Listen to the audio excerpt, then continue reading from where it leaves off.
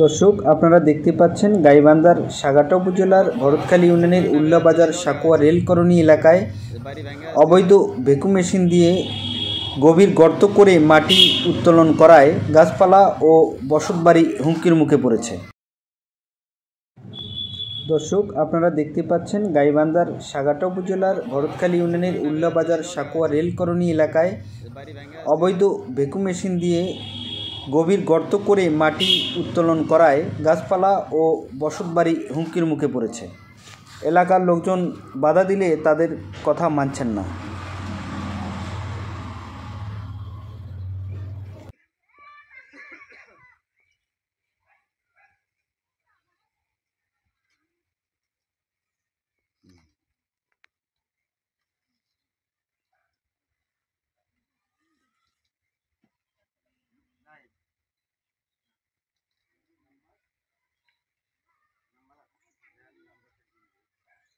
গাড়িওয়ালা হারাচ্ছে গাড়ি থুয়া।